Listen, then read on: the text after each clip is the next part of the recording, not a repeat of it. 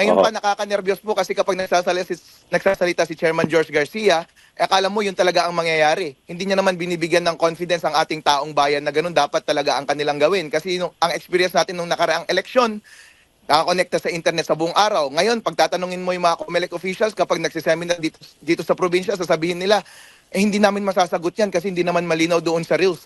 Ang hinihingi ko sana kay Chairman George Garcia, maging malinaw tayo sa documentation natin ng automated counting machines procedures at huwag i-connect sa internet kapag hindi naman kinakailangan. Ngayon, nagsasalita si Chairman George Garcia sa mga ilang interview na hindi daw dapat talaga i-connect. Chairman George, na-appreciate ko yung mga ganong statement. Pero gawin mong formal, ilagay mo sa ACM procedures para pagdating sa araw ng eleksyon, may basihan ng ating election board, ang ating mga teachers, ang ating mga watchers, na kapag meron silang naobserbahan na maling ginagawa na hindi sang-ayon sa formal procedures, meron pong basis para magprotesta ang mga watchers, formal natin mailalodge yan sa COMELEC, dadaan siya sa normal na proseso at masasabi talaga natin kung tama o hindi tama yung nagawang eleksyon. Ngayon nga po kasi kapag nagsasalita lamang si Chairman George Garcia, mga comment lamang sa media, hindi mo naman pwedeng magamit na basis yun para mag-ingay sa loob ng presinto sa araw ng eleksyon. Paano yan? Lahat na ngayon ng nasa lupa, sa ground, ay iniisip na konektado sa internet. Wala silang tapang na i-disconnect sa internet kahit ano pa ang awa natin dito sa media ngayon. Kung hindi mo ginawa formal yan sa ating procedure,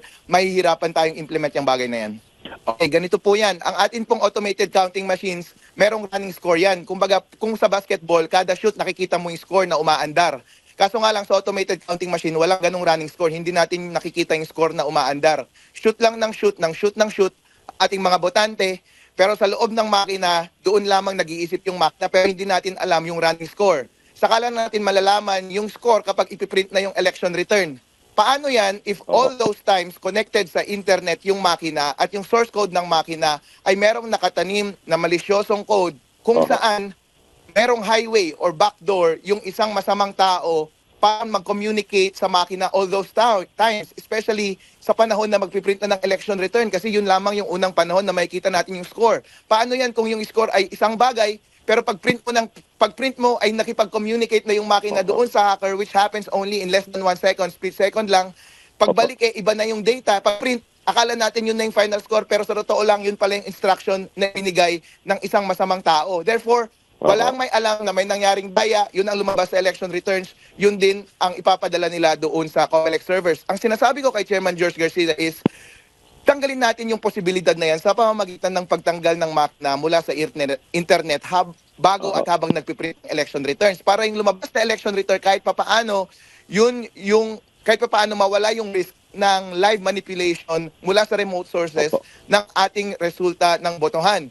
Para pag na-print ng election return, yun na rin malamang ang ipapadala ng makina papunta sa COMELEC servers.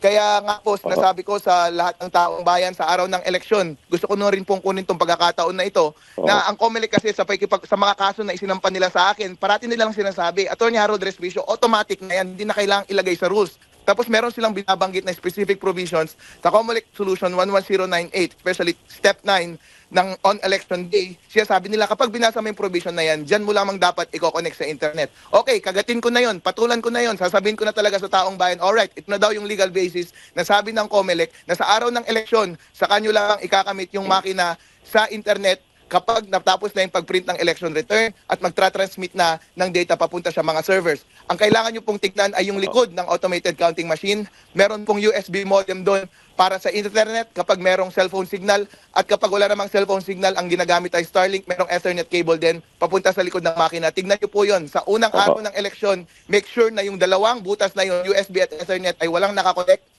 At saka lamang i-connect dapat kapag hawak nyo na yung printed na election returns. Mga watcher, yan po ang gawin ninyo. Sa mga election board, sa mga teacher, yan po ang gawin ninyo. Kahit hindi po ngayon ginagawa ni Chairman George Garcia yung ating panawagan na explicit prohibition talaga. Prohibition yung hinihingi ko na huwag i-connect sa internet kasi ang sa isip ng taong bayan ngayon, sa mga teacher, sa COMELEC officials, ayaw nilang magsalita, gusto nilang manahimik, ayaw nilang manindigan sa tama. Kaya hindi malinaw talaga sa kanila. Pero ang ginagawa ko na lang, ako na lang yung aktibo na nag-aadvokasya para sa katotohanan ito. Kung yun ang sagot sa akin ng COMELEC, ganun dapat i-interpret yung rules. Ako na ang magko-communicate sa public. Public, ito daw ang sabi ng COMELEC. So ito ang gawin natin. Ito daw yung legal basis. Pagdating sa araw ng eleksyon, manindigin po kayo. Binigyan po tayo ng bala ng COMELEC. Ito na po gawin natin.